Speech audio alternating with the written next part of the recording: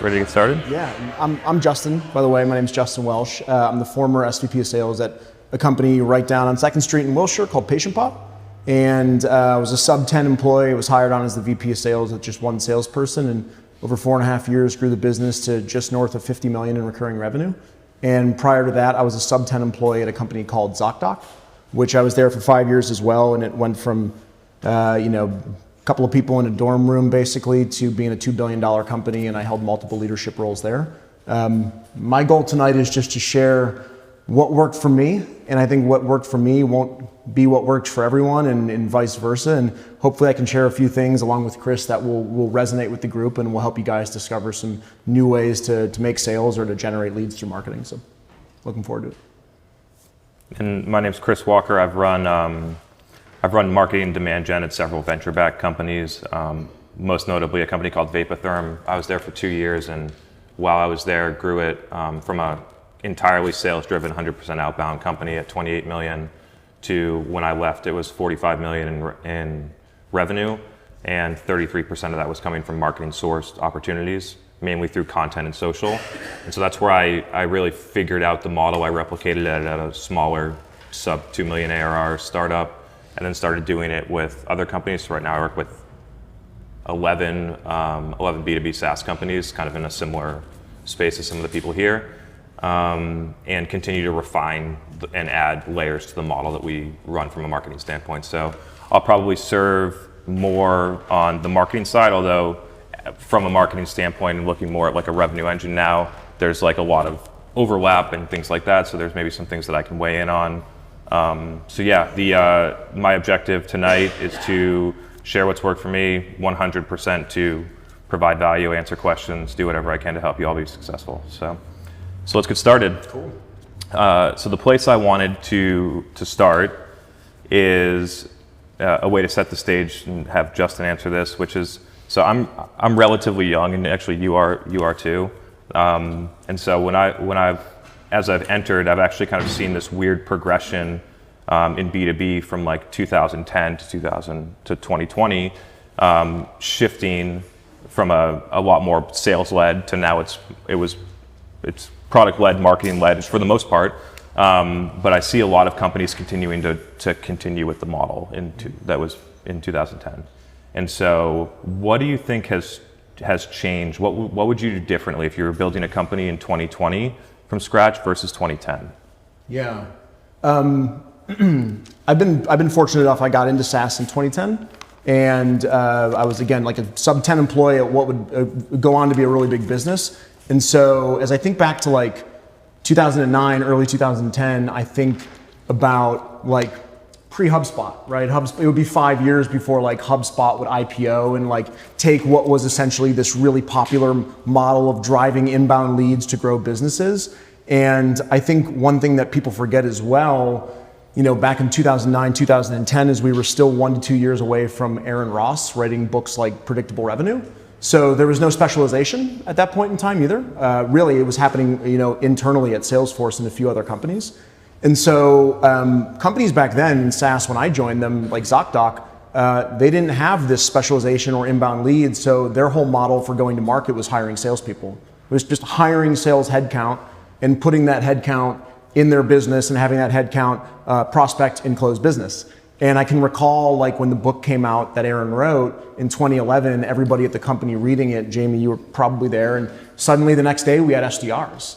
And that was really interesting because none of us had ever heard of like being supported by someone else. And 5 years later, when I joined PatientPop, so that would have been 2015, so a good middle ground, hyper specialization was really popular. And so you had LDRs, SDRs, BDRs, AEs, mid-market AEs. You had a role for every type of sort of specialized piece. But even then, it felt like inbound marketing and digital marketing was sort of in its infancy. Right then it was also growth at all costs. So when we started at PatientPop, like the mantra was growth at all costs. Like we spent a lot of money to grow really, really quickly. And as I think about now, to me, specialization is still there, but maybe not quite as hyper specialized. And digital demand generation has taken over as where I would start if I was scaling a business today, because to me, it's the most, as you tinker with it, can become the most efficient channel once you figure out your cost per leads and stuff like that. But that's sort of how the landscape to me has changed. And if I were to rebuild, I would start with marketing before sales.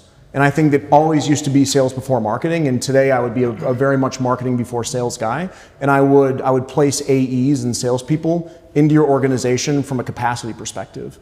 So I would look to see, as leads grew over time, what kind of AEs could I place in based on that capacity, and I would grow my headcount on a capacity-driven model. And then I would probably take a look, over the course of time to try and model out how our demand generation might start to plateau over time.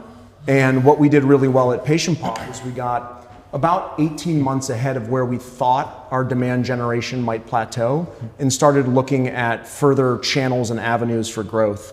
So building outbound models, forming strategic partnerships. Over the course of 5 years, we went from a 100% self-supported model where we were finding our own deals to very heavy inbound, to split 33 between outbound, inbound, and strategic partner. So, if I were doing it today, I'd start marketing first and build capacity. Mm-hmm. And in order to start marketing, I think one thing, especially with really small companies, is that they start to try and go with downstream demand generation, but they don't have product market fit yet. And so that's one kind of caveat that I'd like to place, is that, especially because I've consulted with companies that are at 500K ARR and they don't know who they're selling to and they don't know how to message or position the product. If you do a bunch of demand gen, it's not going to work. So first step, product market fit, be able to have a sustainable sales process once you get the leads, and then layer on demand generation. And I entirely agree, hire for based on capacity. In the past, it's been hire salespeople to grow. And I've been saying this for 4 years, it's hire salespeople to support growth, which I think is a really interesting way to look at it. I was fortunate enough to speak at an event called SaaStr, which some of you may have attended before. And the guy who runs it is a guy by the name of Jason Lemkin. He's really popular in the SaaS world, and he did a really great job at EchoSign, which was purchased by Adobe. And I got a chance to just meet him in a very weird point in Patient Pop's history, where we were at about 25 million in recurring revenue. And I was going out and I was trying to generate more through my peer relationship with my marketing person, Jared Jost. And we were saying, let's pound the demand generation, let's raise the budget, let's generate as much as we can. And I spoke with Jason about this conundrum of how do I continue to grow really fast when the more we spend, we're starting to see some diminishing returns. And he was like, hey, you have to be really prepared to go out and find a new avenue for growth as your demand generation starts to show signs of plateauing. And he said that generally happens around 25, 30 million. So we started building an outbound sales team, literally the week that I got back from that. And it was probably the best thing that we did because it gave us significant new channel for growth. Mm-hmm. So that kind of segues in, because one of the promise topics for this, and something that's actually the first thing that I ever saw Justin post about. I don't know exactly, and I'm sure you'll get into the details, but it was essentially along the lines of you shouldn't have an outbound SDR team unless you're selling a product that has 10K ACV or higher. And I thought about that, and I read it, and I was like, wow, I literally just left working with a company that was selling a 2.5K ACV product, heavy 100% outbound SDR, and it wasn't working, and I could tell the economics weren't there. We're paying these people $5,000 a month, they're bringing in $400 MRR a month. It just doesn't make sense. And so that's the first time I got exposed, and was hoping you could just go a level deeper onto when the SDR AE model is right, aside from ACV, and then how people could make a choice for that if they were going to build out a sales team. Yeah, Kevin and I were talking about this a little earlier. I think people are looking for a one-size-fits-all answer when it comes to ASP and SDRs. They're what is the minimum ASP or ACV that you can have when you have an outbound SDR program? I don't think there's a real answer, because as Kevin and I were chatting, take two businesses that are pretty similar but fundamentally different. Patient Pop, we're calling into healthcare providers. You'll be lucky if you talk to 30 a month, if you're lucky, connects to doctors. And Kevin used to work at Snack Nation, where he's calling restaurant owners. Or you can look at someone who's calling small business owners, where they're generally standing by the phone, ready to pick up the phone all day. And so there's a lot of different components that go into it. So you can have a lower ACV if you have higher connect rates, more opportunities. But for me, I try and take like a paint with a broad brush approach. So I like to think about, on average, what I think SDRs can produce in most SaaS businesses. And for me, what I've seen in most SaaS businesses is SDRs are producing anywhere from 12 to 15 qualified opportunities a month. That's what I'm seeing across a wide spectrum. There are things that produce much higher. There are companies that produce much lower, depending on your ACV and your call points and things like that. And so I was trying to think, based on the average AE performance in a business, what do I expect an AE to close? Again, average across the board is probably 20%, so 1 in 5. So if you have an SDR doing 15 opportunities and your AE closing 3, if you try that at 6K, you're doing 18K a month from your SDR. You multiply that by 12, you're doing 216K a year. When you factor in gross margins of 80%, you're doing 170K. And fully loaded, you're paying your SDR and AE probably 240K together or 250K together. So you're not even at a break even at 6K in that example. But for me, at 10K, if you go out and do the same thing, you generate 360K yearly at 80% gross margins, and you generate probably closer to 250. So you've at least reached a break even at 10K, and that's just sort of like my peanut butter back of the napkin math. If your company has higher or lower churn rate, that can change. If your company gets into an account at 3K, but you find that account spends 50K a year over the next 5 years because you have incredible expansion revenue, then obviously you can have like a lower ACV. So there's not a one-size-fits-all answer, but there was a really cool study done in 2018 by a group called the Bridge Group, which is Trish Bertuzzi, and she's kind of like a SDR expert for lack of a better word. And what she found after factoring in the tenure rate of SDRs, the success rate, the ratio of SDRs to AE, that if you have a really, really hyper-productive SDR team, you could get away with 4K. If you have an average SDR team, it's got to be 10K or more on ACV. And if you have a below average SDR team, you're looking at 16K or more in ACV. And that was a study that took a lot of different factors into place, rolled it into one. And so it kind of speaks to what I said in the beginning, right around that 10K average. So those two things together kind of tell me that the math is starting to check out. This was not on the agenda, but it kind of, I think it's interesting. So, because someone asked the question, and I also want to understand what you think about it. As you're building out marketing and sales, how do you think about it from a budget allocation perspective? So if you have a full commercial budget, let's assume, let's push away account management now, so it's net new logo, SDRs, AEs, and marketing. What's the correct percentage allocation of that budget? I think it can change from business to business, but the way that I would think about it is try and establish a really rigid percentage of first year ACV attached to sales. So if you've got 10K first year ACV, you should know exactly what percentage goes to pay your salespeople. And the best way to do that is to build a compensation plan that is not flexible. So a lot of times you build compensation plans that tier up as you sell more. And depending on how your team performs that month, your percentage of what you pay your salespeople of the total first year ACV could be 17%, it could be 22%, it could be 25%.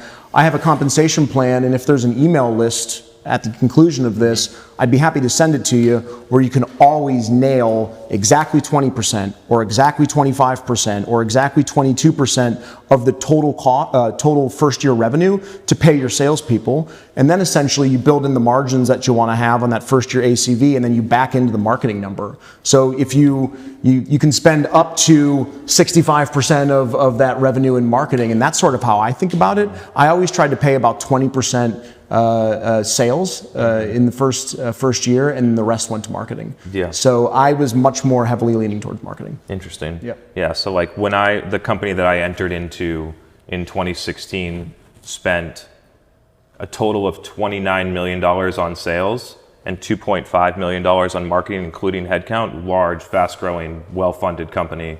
And inside of the sales, it was 19 million on sales, 10 million on success. And so if you just look at 19 million sales, net new, heavy outbound, and then the AEs around in the field, and then 2.5 on the marketing. Inside of the marketing, you have product and comms. So if you split that out, it's actually only about 1.1 million on downstream comms. Inside of that, we're spending 600K on digital ads. Okay, so 600K on digital ads, 19 million on sales. And over time, that 600K is generating 33% of net new logo revenue on 2.5% or 3% of the overall commercial budget. And then you're wondering, like, what are we going to do next? And that's when I figured out that what I was doing was special. A lot of people hadn't recognized how special it could be. Even the people that worked inside of the company didn't recognize how important this was, because it completely could change your business. And so now that company would not change their percent budget allocation just based on the leadership there. And I see most SaaS companies at somewhere between 10 to 30% of the overall budget is going to marketing. I believe that should be over time somewhere 50 or 60% marketing. I think you could even push it further if you had the right kind of like the right model down. And unless it's a self-serve, I have not actually, if there isn't a higher ACV AE model, I have not seen someone get to that point yet. I'm hoping to help someone get there, because I really do believe that that's the way to go, because over time, your customer acquisition costs are going to go way down.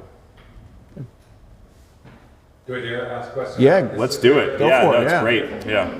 So I love the marriage of you two up here, and I'm using the word marriage for a reason. Because the MQL, SQL marriage it's a relationship. And sitting in a boardroom, an executive room, marketing has to justify the marketing leads and the conversion rate over to sales. How do you create that healthy relationship where you're on the same side when times aren't good, to validate that you're converting his leads, even when some of them might not be fully qualified? Yeah. Started? I mean, for me, I don't have like a really interesting or like sexy answer to the question, other than the fact that MQL, SQL, and SAL all have objective definitions. Like when I've seen this fail really badly, and I think at Patient Pop over the course of our company's growth, we struggled with this a little bit, right?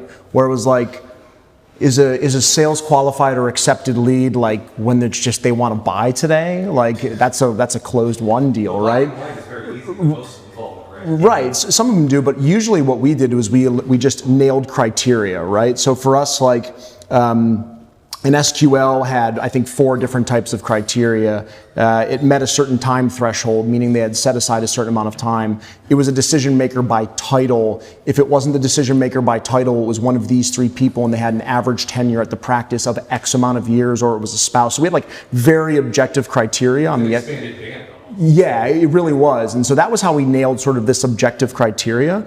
And then I think the other thing that I did really well in conjunction with Jared, who is my marketing peer, was we were both really focused on revenue. And I think, and this may open up a whole other can of worms, but most marketers that I've worked with have been leads or MQL focused. And I think that's okay. I think a really good marketer can figure out a great way to get certain types of MQLs that might ultimately not lead into sales. But Jared was really adamant from the very beginning of our relationship that he wanted to co-own revenue with me. And so that incentive made it really easy for us to be objectively aligned across MQL, SQL, and SAL. You will have certain people in the industry that say that's a terrible idea. Don't give your marketing person a revenue-based quota. It worked well for us, and I think that we became really aligned because Love of that. You guys are doing, first of all, kudos and thank you both. I You guys have- are doing yeah. well. So, well, I mean, Yeah. we're not going to the next level of this, but a relationship worked really well when you guys are doing well. Yeah, I got some more to add on that. So what a normal, and there's a lot of different causes to why this will happen, but what a normal SaaS company will do is try and generate as many MQLs as possible. And those MQLs are going to go to SDRs, and most of them are going to be content downloads, webinar attendees, trade show attendees, like bullshit lists that they pulled, content syndication. You're getting bonused on that. So they're going to SDRs. The SDRs are following up. Their connects are super low, not pushing them through the funnel. The ones that do get pushed through the funnel are going to close at a very low rate. They're going to waste AE's time.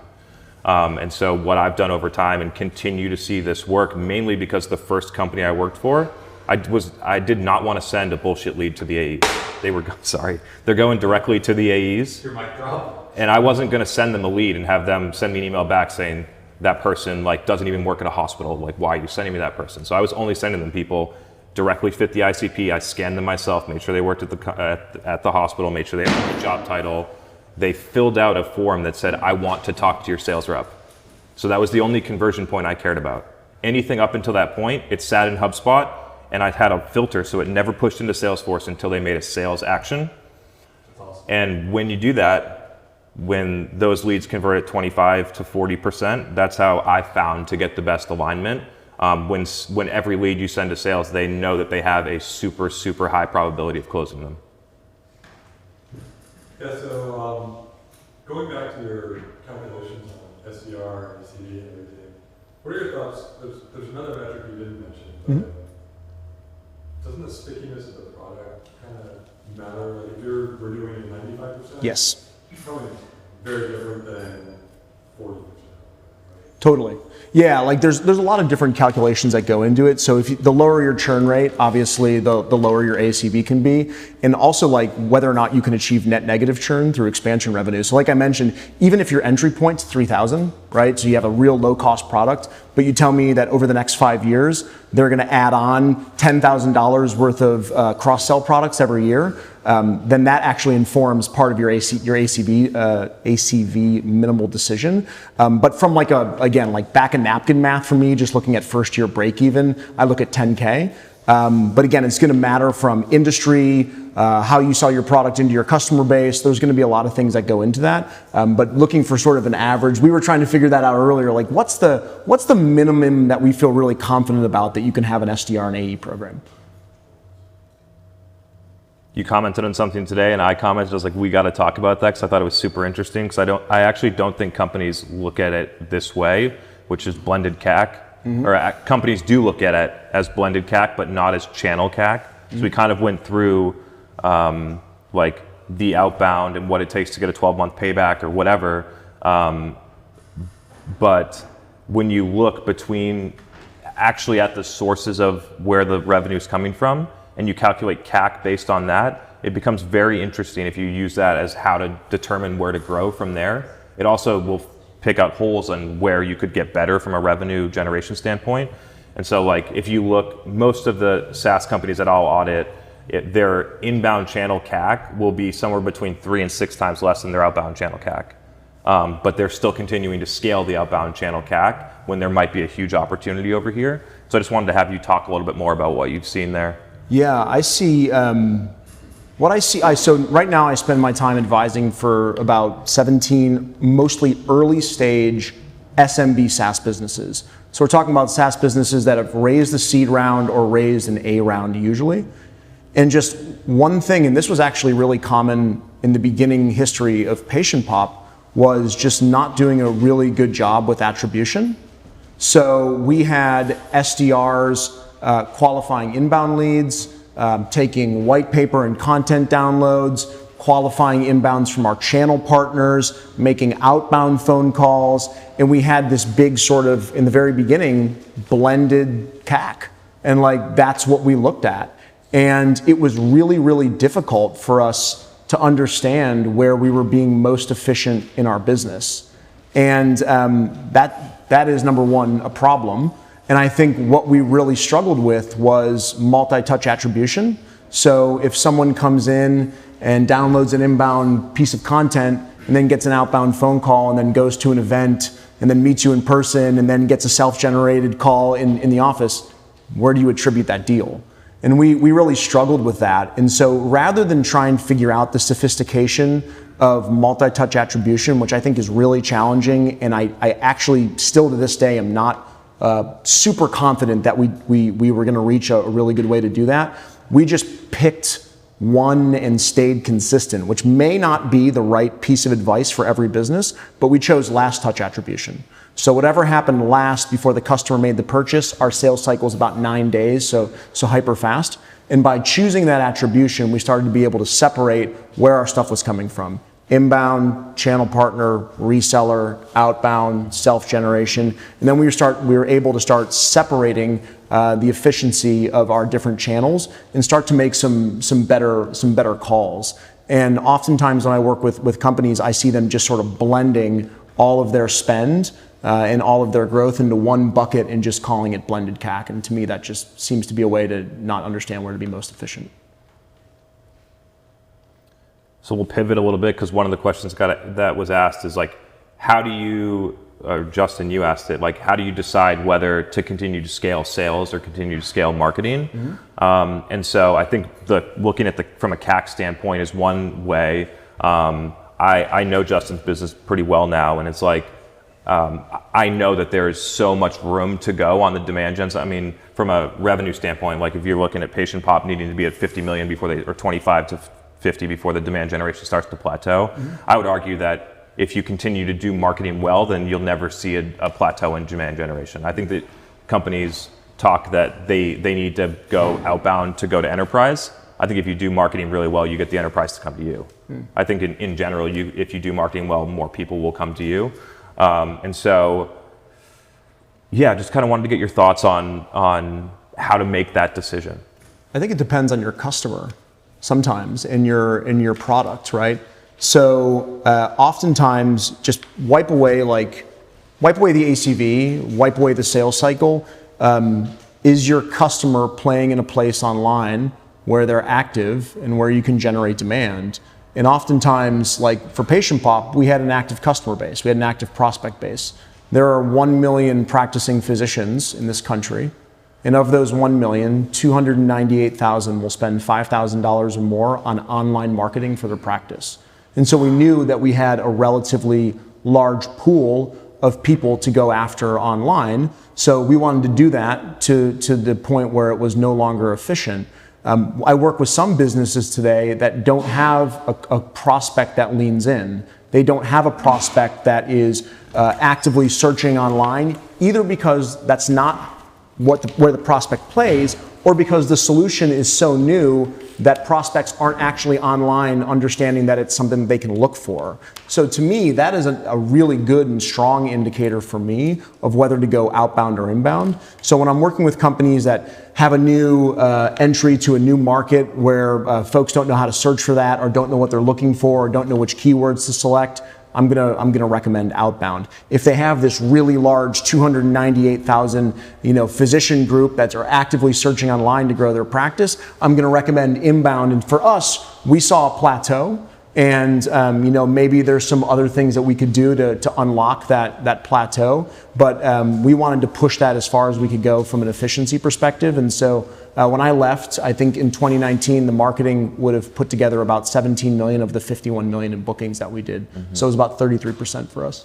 And so if you wait for search traffic to do paid ads or organic, or for someone to hit your site and retarget, that's like the common SaaS marketing model today, then yes, it's absolutely going to plateau. The way that you break through that is a term called cold targeting, which is that I know that those people use Instagram. The people that you're selling to use Instagram. And so I go out and I find their job titles. Job titles are super clear. I ran this at this medical device company. It was nuts. And so we're going after emergency medicine physicians, respiratory therapists, and ER nurses, okay? So I put those job titles into Facebook. Facebook also runs Instagram. And then we start pumping content paid to those people in order to create awareness, which then drives demand through the funnel. And so that's how you get it not to stop. It will stop eventually, naturally, but at some point you have so much. But we started at $500 a month doing that, and I was pushing $50,000 a month in it 12 months later, and there was a lot of room left. And the results scaled linearly with the spend. And so that is I think one of the unlocks for people here. If there's one, that spend is a lot. So right, like we might be far away, some companies might be there, but being able to go out and get the people that are on the platform but aren't looking for you, and showing them how to, and getting them into a funnel to look for you, is the difference that I think a lot of people from a marketing standpoint could take away from tonight. Is there particular form or type of content marketing that you found most effective through that medium? Yeah, so this goes, almost everything that I do goes against conventional wisdom here. And so there is no form. So I'm running paid to have someone click and read a case study and leave. Read a news article about this clinical trial that came out about our product and then leave. Because if they do consume it, and I know they do because I know that they have the right job title and I can see on Google Analytics that they read it for 2.5 minutes and I know how long that takes, then that person is going to go tell 3 of their coworkers, and then one of their coworkers, and then you do that 10 times in a row, and then that conversation started internally, and the decision maker comes back on a desktop computer and converts on the form, but you have no attribution to what happened. But I know because we went from $500 to $50,000 a month, and I saw that exact same behavior pattern happen, that I know where it comes from now, and we continue to repeat that model at companies. The same thing happens. Sure. So you're also saying that you're not doing traditional remarketing once they do meet. Thanks, man. No. Is that right? I have an audience, especially with most companies. If you have a well-defined ideal customer profile, it's not that large. And so instead of remarketing to 1,000 people that visited your website, why don't you just hit all 100,000 of them? It's like $10 CPMs on Facebook. It's going to cost you $1,000 to hit all those people with every piece of content. Why not do it? Right on. Yeah. I got nothing else to add. That's above my head. I just try and close deals that come in, so that's above my head. Justin, question for in your experience, and again, everyone's experience is different. I'm a big fan, and you always have a sales model and where you want them to go. I believe in waiting to show the product demo so they understand where they are, where they want to be, what they understand, what the pain points are. Yep. At what point did you show the demo, and how did you slow them down for them to understand it's a benefit to them? Yeah. So we use a really different type of model and methodology at Patient Pop. I come from this like really hyper fast transactional background where you were doing a lot of one call closes. You were like literally getting someone on the phone for the first time, they were closing. And these are not like month to month contracts, these are annual contracts. So they're committing, in the case of Patient Pop, $13,500 on an average deal, which is a lot to spend on one call. Now our average sales cycle was a little less than 10 days. That's pretty darn fast. And I actually I love Challenger and I love gap selling and I love spin selling and all the different things. But I'm a big fan of a methodology that we use called Pastor model. And it's actually, it's copywriting. It's copywriting by a guy named Ray Edwards. And he's a really great copywriter. He's like a really famous copywriter. And really good copywriting converts a lot of people. And so I tried to translate it as best as I could into a sales model. And Pastor stands for pain, amplification, story, transformation, offer, response. And so in my discovery, my goal was to discover pain or lead them or ask enough questions for them to understand what their pain was or help them tell me more about the pain for their practice. Like, yeah, we're not coming up on page 1 of Google search results. That's not pain. The pain is that their number 1 competitor has recently moved from page 2 to page 1 and they're losing, 20 patients a month and a patient's worth $1,000 a year to their practice, and so they're hemorrhaging $240,000 in lost patient revenue every year. That to me is pain. The A, which is amplification, is like, how do you amplify that pain? How do you make that pain existential? So I've worked for fast growing or fast velocity SMB SaaS companies that don't sell a revenue product, they sell an efficiency product. To me, that's harder to move through this system. It's got to be revenue generating, and they have to feel the loss of money, or they have to feel the positive future of gaining money through using your solution. So it's pain and amplification. Then generally what I'll do is I will tell them the story of how our product works. How do we take them from the pain that they're feeling today to feeling no pain tomorrow? And then the T, which is transformation, is I show them someone exactly like them who is transformed, who went through the exact story that I just told and is now transformed. And then I simply make an offer. Here's my recommendation based on the customer that I just showed you, just like you, and how they transformed. And then I ask for a response. And so that was the Pastor model that we put in place. And what we were able to do is generate so much existential pain and dread on the very first call or second call that we were able to move our sales cycles over time from 21 days down to 8.6 days. So that was the methodology that we used. Doesn't work in enterprise. Doesn't work in mid-market, works really well at SMB SaaS. So That's awesome. yeah. Maybe not relevant, but one of the things, probably the best marketing move that we have right now kind of is aligned with that in some ways, which is just the transformational aspect. So finding a customer that's gone through a transformation, highlighting what that was. So blah, blah, blah, practice, generates 300% revenue with patient pop. That's the headline. And then do the exact same cold targeting thing that I just talked about, find all of the different people that are the exact people like them, run the ad on Facebook. The people that feel that pain will click through, they'll read it, and then they'll be able to talk to Justin. You can run them right through that. Yeah. Part of what we use that worked really well in our sales team, and Kevin is here, he can attest to that. Sagar is here, he used to work for us, and he can attest to this as well, is we built a lot of tools that showed pain. So the whole purpose of our tools were to expose pain. And so to answer your question, when do we show the demo, we would run them through a few different diagnostics tools, and out the bottom would spit pain, right? What do your reviews look like across the different websites? Where are you ranked? What are your competitors ranked? How much money are you hemorrhaging? What does Google think about your practice from a reputation standpoint? Like, we spit out some pretty dreadful results. And what I found was that once someone said, yeah, that's important to me, or yeah, that hurts really badly, I was ready to show them the demonstration. Then once we showed them the demonstration, they looked at us as experts. Well, you tell me what package I should buy. Well, here's my offer, and now I'm awaiting your response. And so for us, that was just a really fast way to move people through the sales cycle and double the amount of stuff we could do every month. Question, Chris, you mentioned that demand gen works really well, or could work well for enterprise.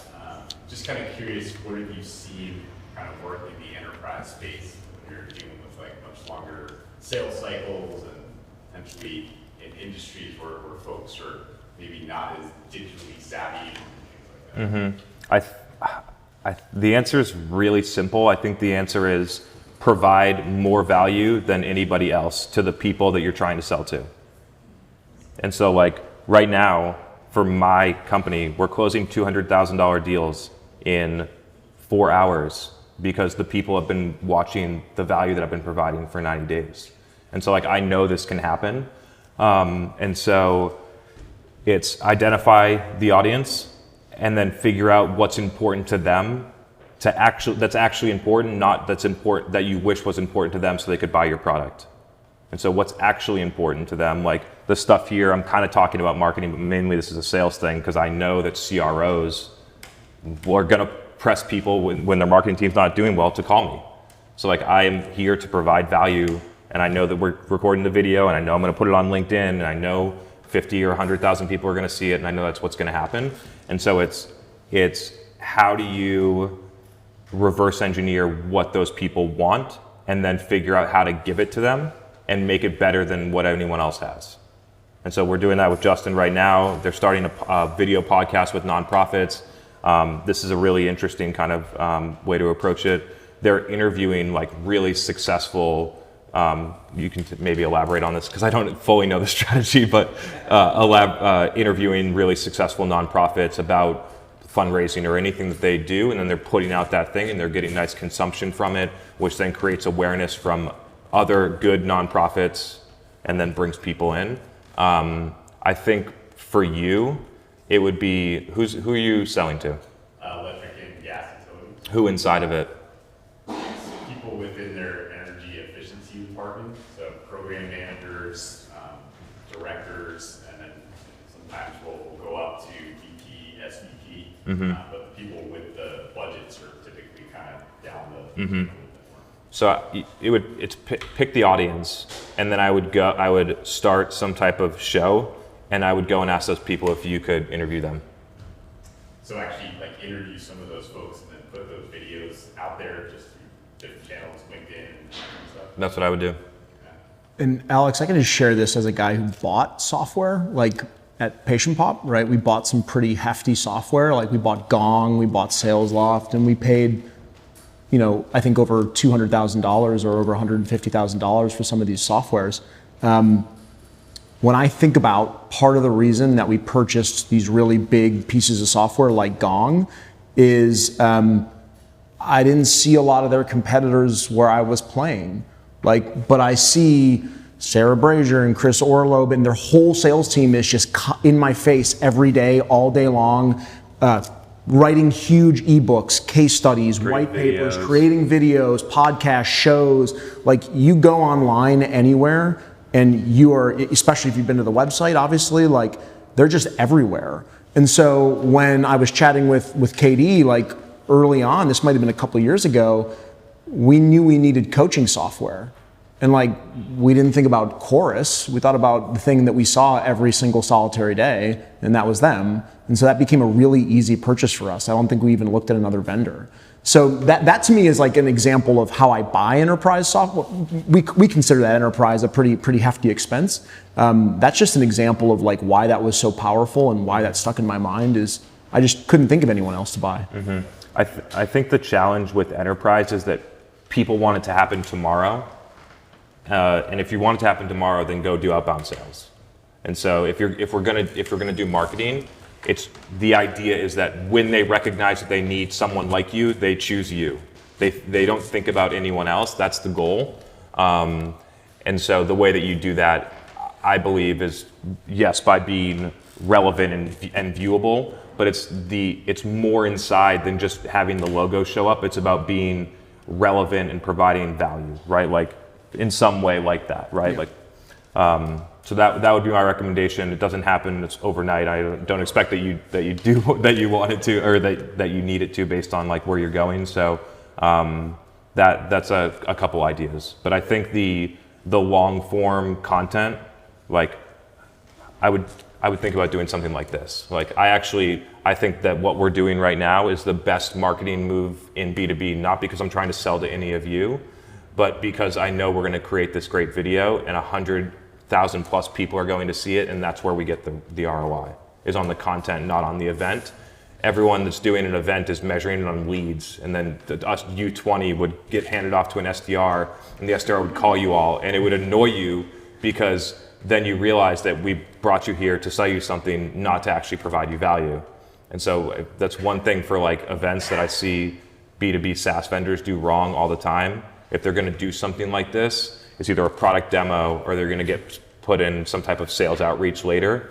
Like I think if you're going to do it, you do it for the content, not for the sales, because if you do the content well, it creates way more sales than people in here. Great, thanks guys. What you got, James? I mean, you came through my feed a few months back, and I was like, wow, this guy's actually producing quality content. I mean, like the content, obviously, you're providing a ton of value, but the cameras that you use and the clips, it's not a selfie in the car, you know, it's like held up all on. You're not like walking around with your AirPods, like on a morning run. Mm-hmm. Like I was like, that's actually a really good one, by the way. It's just like, I was like, wow. So I started following it, and then I don't know, we're just shooting the breeze, and now I end up here. But I have Gong socks on, you know what I mean? So to your point, like, Testament to all the things you just said, right? That's they're crazy. all over the place. Like, they literally, like, they understand it. And to your point, like, if you're getting these solid clips, I mean, I think there's 675 million people on LinkedIn, so if you get a good video that goes viral, it's priceless. So one point on that, if you look back probably like somewhere between 8 and 10 months ago, if you look at my first video, it was the shittiest quality Zoom video that I've ever seen, and I got 3 likes on it. And so like the point of saying that is like you got to start somewhere for everyone. Like I believe in the model so much, and we've seen the results of it that we're here, but I didn't just come up one day and be like, yeah, let's have these like massive, huge cameras here. And so that's just kind of like a point of encouragement if you haven't done a video before, that the quality of the information is the most important thing at the beginning. You can figure out the quality of the production later. LG, we'll start with you. So earlier you mentioned that, you know, you've nurtured leads previously where they didn't go over to sales until, they were raising their hand, like, ready to say demo. As much as I would love to go to our CEO and CMO and suggest that, like, realistically, like, we have our team, calling inbounds from, like, content downloads, right? And experiencing a lot of the pain currently that you described at the beginning. So where is that, like, middle ground between going from, like, a couple content downloads to, like, that ready to buy, like, and from a sales leader perspective, like, how can we work with the marketing team so that, the lead score is such that they've gone through this path, so where we can find a happy middle ground there? I'm not sure I fully understand your question, but So, like, you mentioned you're not delivering leads to sales team until they're, like, ready to buy, right? Because the common goal is revenue, not necessarily MQLs. yes, absolutely. That's the ideal world, right? And I think realistically, what we're experiencing at DNA and probably most SaaS companies is, like, we're delivering MQLs, content downloads, and our SDRs are calling on them. So, what's your advice on, like, how I can approach our CMO and CEO to create some sort of effective lead scoring system where it's kind of a happy medium between content downloads and, like, we're ready to buy? Yeah. So once the infrastructure is built, the change becomes harder over time. I recognize that. We're working with $35 million companies that have a lot of SDRs and 30,000 MQLs a year coming through. And if you just shut the faucet off, like, it completely it's going to have a really big impact on the entire company, right? And so I think that the approach that I'd recommend is, like, a blended transition, because what you'll find, and what I've always found, is that if you get 100 good demo requests, oftentimes you'll close more deals than if you have 1,000 MQLs. And so, and we've done this at companies, and so you get 100 good demo requests, you can route those directly to AEs, and the SDRs start going outbound to either contacts or sourcing their own stuff. And then over time, what's going to happen, whether, like, it's good or not, is you're going to shrink the size of the SDR team once the marketing keeps working well. And I believe that most SaaS companies should converge on a full cycle AE model with a well-running marketing engine. Laura, one thing that we believed, and this is probably different than what other companies believe, but because we were able to shrink our sales cycle so quickly, and because we felt as though our sales team was really strong, like, if you ask anybody around here what kind of business Patient Pop is, it's a sales and marketing business, right? We had a huge sales and marketing engine. And so we wanted folks who are mildly interested to chat with someone. So we took what was probably a reverse approach, right? If someone downloaded a piece of content, we wanted to get them on the phone. And so Jared and I came to an agreement together that based on our audience and based on the velocity of our sales cycle and based on the quality win percentage, our team wins about 30% of deals, which I think is pretty darn good in SMB SaaS within 9 days of spending $13,500 to a totally uneducated audience of doctors. And so we wanted to give ourselves the best opportunity to hit our revenue targets. And so by talking to every single person as fast as we could from the moment they touched any piece of content in our funnel, that allowed us to hit revenue targets. Now, that is different from other businesses where you may need more stakeholders involved. They might just be kicking tires and doing some research. Like, we knew that even if they were just starting to research for the very first time, promoting their practice online, that we had a good enough story and a good enough product and a good enough team to give ourselves a 30% opportunity to close a deal. And so that's the approach that we took, and it may not be the right approach for everyone. Completely opposite approaches, both work. It's actually a good segue off of this last question, your last comment. So we sell lawyers, in-house counsel. The challenge is that you can't put anybody on the phone with them because there's a high credibility threshold. Right? If you get an attorney on the phone, which is hard to do, and they're not talking to somebody who they have respect for, shaky, young, whatever it is, you lose them like that. 100%. I would think doctors would be similar. Very similar. So I'm just curious, how did you grow, select staff, team, train, like what? How do you bridge that? Yeah, so it's actually interesting because it'll probably be make you even more nervous based on what you just described as like this young, shaky, nervous people. But we hired SDRs fresh out of college. And we found that once folks had habits from other businesses that were different than ours, it didn't work very well. And so we pulled nearly all of our SDRs straight out of school, and we trained them in a very particular way. And I'm sure KD can probably add some color to this, being the guy who constructed this really successful org. But we didn't want to sell the product the first time that we talked to the doctors. We never sold the product. We never ever sold the product. We sold the pain or we sold the meeting. That's what we sold from an SDR perspective. So they would download a piece of content around how to manage your reputation online. Our SDRs would call as fast as they could, quick 2-minute to 5-minute SLA, get them on the phone. And it wasn't about all-in-one practice growth engine with these different modules. It was just like, did you know that for every star direction movement, whether you lost a star or gained a star, you either decrease or improve your gross revenue of your practice by 5 to 9%? Like, would you like to learn more about how to do that, how our customers do that? That was like the whole sale. And they were confident and not shaky because they didn't have a whole lot to learn. They didn't have monster scripts, product deep dives. They knew exactly what their goal was, and that was to sell the meeting. Katie, you want to add anything onto that that would be helpful? I mean, I think it's where you educate that, right? So what we tell our SDR there is, we don't know more about running a private practice than a doctor, but we do know more about marketing than a doctor does. And so if you look at what you're selling to the lawyer, your SDRs, your AE, whatever, you know more about that than the lawyer does and the impact of it. That's where you lose, like what Aegis, right? The doctor doesn't know how revenue changed from the start. The doctor doesn't know that only 0.2% of people ever make it to the third page. The doctor doesn't know their profiles of customers. So like, what can you share? That's what gives your SDR like some authority. Yep. They do feel like they know something that the lawyer or the doctor doesn't. So like, that's where our SDRs actually really are bad. They know very little about the product. Very little about the product. They never know. Or they know more about the industry than the doctors that they're talking about, and that's how they bridge that kind of authority gap. And was it Ken? Yeah. Ken, one thing that we found is when we gave them a lot of product knowledge, like a product deep dive, being young and inexperienced, they were more likely to talk about that. And as soon as they talked about that, they got into a product that they couldn't fully understand. They got into a big discussion with the physician about practice revenue and things that they felt out of their comfort zone in, and that's when the nerves and the shakes started.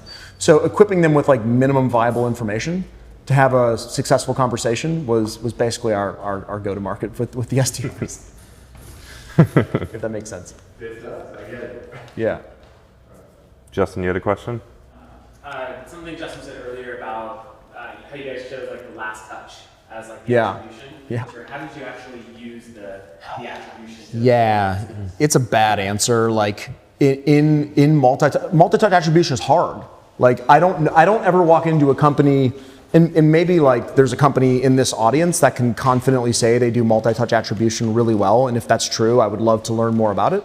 But I haven't walked into a company that says like, you know what our customers do? They download a white paper, and then 48 hours they generally hit our inbox, and then usually we see them within 2 weeks at a conference. Like I just haven't been able to find a company that does that. So we wanted to try and get it as close to as right as we thought we could, and we decided after much negotiation between sales, marketing executives that we were going to go with last touch, and we just wanted to be consistent about it. So if we were going to measure last touch attribution this quarter, we didn't want to switch to first touch attribution next quarter and then try to move to a blended attribution the following quarter. So we kept it consistent, and we made our decisions off of that because we believed that last touch had the most impact on close rates. And so by doing that, we tried to build most of our budgets around that. I agree with, well, Sorry. You got no point of clarity. Yep. Say, there's last touch with a window, right? So it was like if an inbound lead came in, it was an inbound lead for a certain period of time from the last touch. So if an inbound comes in and 1 day later an SDR called it outbound, that stayed within market. So there was an agreed upon SLA of like inbound comes in, it's an inbound for 21 days or 30 days while it's worked. If it goes through the full SLA and doesn't convert in 30 days, then the last touch moves to outbound, then the last touch. So it wasn't kind of sounded like a free for all, like, oh, outbound, inbound, whatever. Like there was a time frame I agree with the way to look at last touch. We would just call it, I call it op source. It's like, what was the trigger that created the opportunity, right? Was it an outbound call? Was it an inbound download form? I think the place where it gets messy is trying to look inside of a marketing channel for last touch. Like if it's coming inbound and it came through organic search, that's probably not what actually generated it. If it came through AdWords, AdWords may not have been what drove it. It might have been them talking to a friend or them seeing one of your social ads, but they didn't click on it and they went and searched in Google. There's a lot of different ways. So I think from a marketing standpoint, last touch is a dangerous way to look at it. But for opportunity source, I actually think it's simple. I agree that I think it has the most impact on close rates is last touch. And that's how we do it too. We also had 2 junior sales analysts that looked at every deal. So if you read a lot of articles around like being really crisp and clean about your attribution, they suggest that your junior sales analysts, which we had a team of 2, they went through and spot checked deals, right? They wanted to make sure that it was properly attributed to the best of their knowledge. And so that helped us be a little bit more accurate. Cool. My question changed 3 times during that conversation, which was awesome. No, the right answer is there is no right answer to the business. I love your transparency on, I don't know, this is the best. The best thing I took is stick to something and be consistent. Be consistent. So one of my questions is, how do you avoid pissing off a 23-year-old BDR who's been working an account in their territory, and then they meet someone at a trade show? The reality is they're aware of your branding because of it. And then Kevin, you hit it on the head where I've always given a window of whether it's 15, 30, or 45. They demonstrated in Salesforce, because if it doesn't happen there, it doesn't happen at all. If there's engagement and they go to a trade show, then hell yeah. But I think the common denominator is if it falls outside of that, be consistent with your average. Go for it. Totally. Anything you measure, just make sure you measure it consistently. Like even if it's not, you're not like 100% confident that that's the attribute, like that's what led to the deal. At least you're doing it consistently. It may not be the right answer, but like we just couldn't figure out how to do multi-touch attribution really well. We really struggle with it. So we got a question about LinkedIn. You guys are both awesome. Oh, awesome.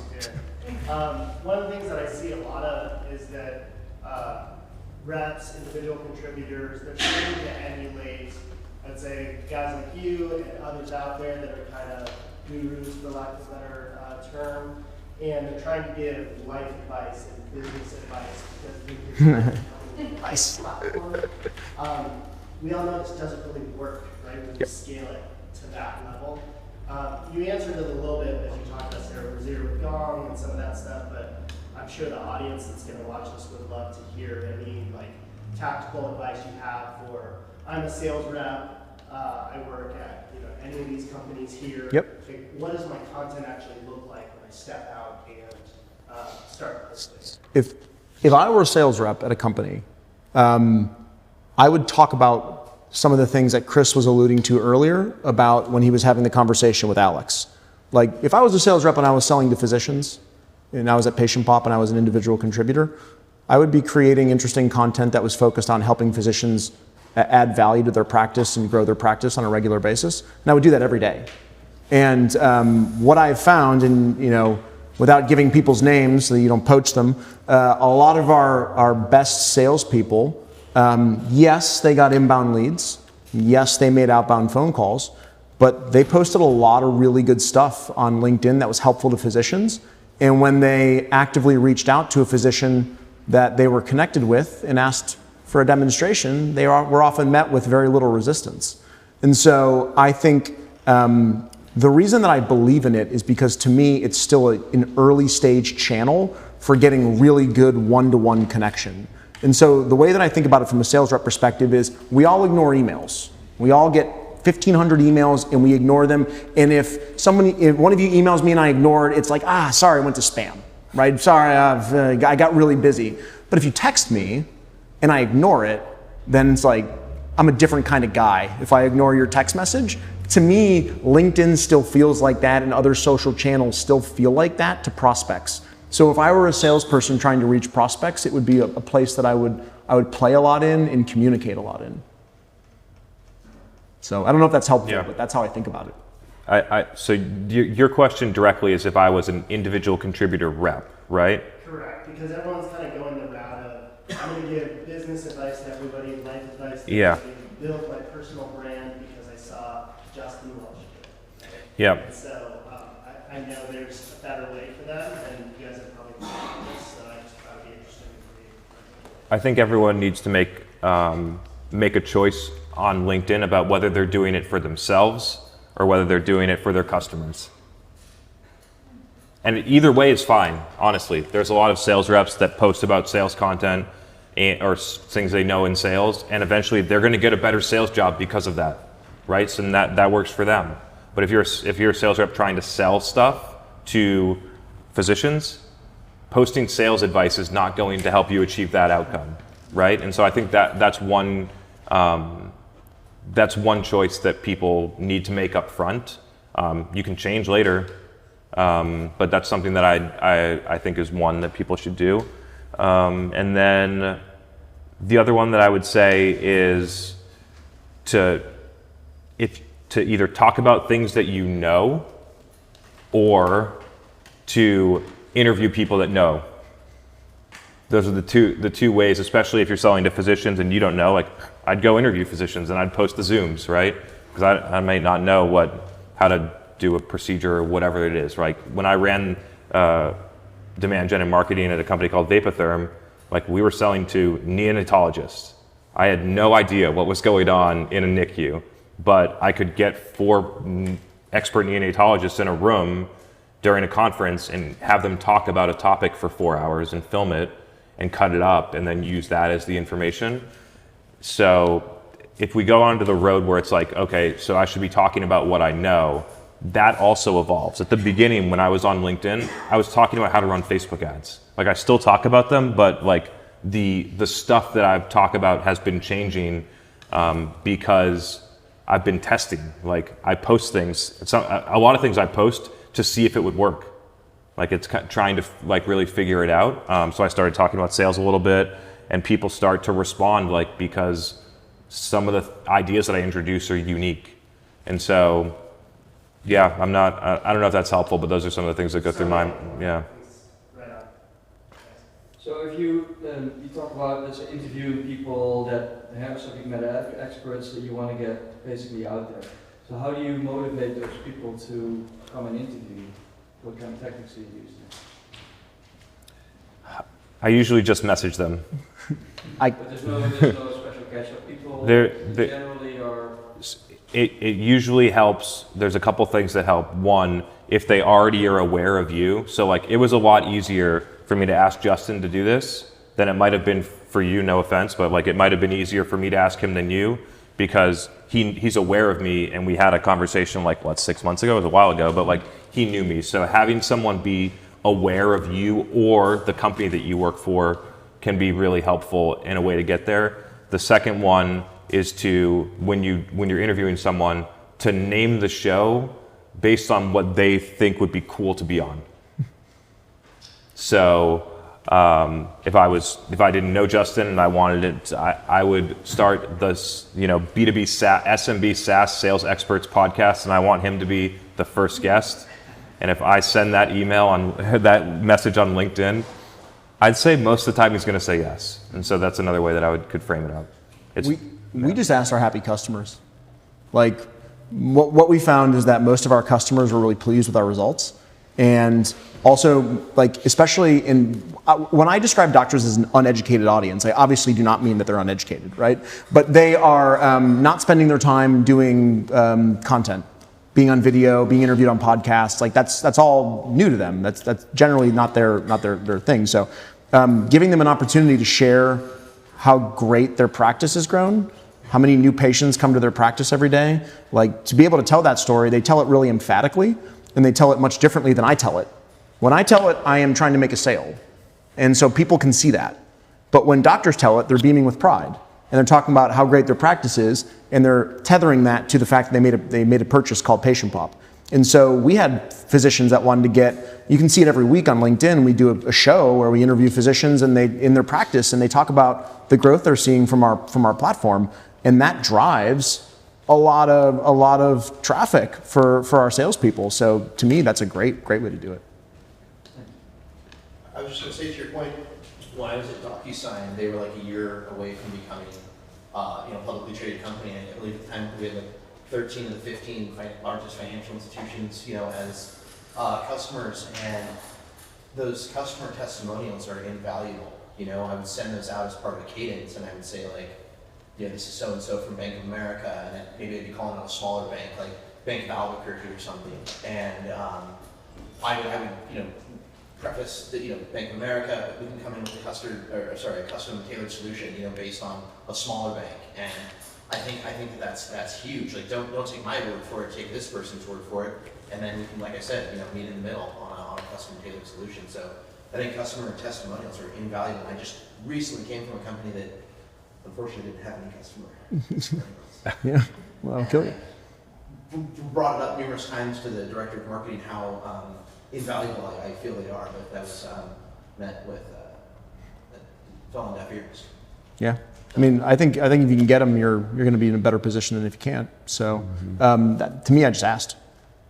Simple as that. Mm-hmm. Experts, or actually anyone, just loves to share stuff about them. So if you just invite them to share those things, usually it works. And how do you start with, let's say, because you mentioned your first video that you made was basically shit in terms of quality, but how do you start with a setup which is reasonably well but still doesn't cost you a fortune?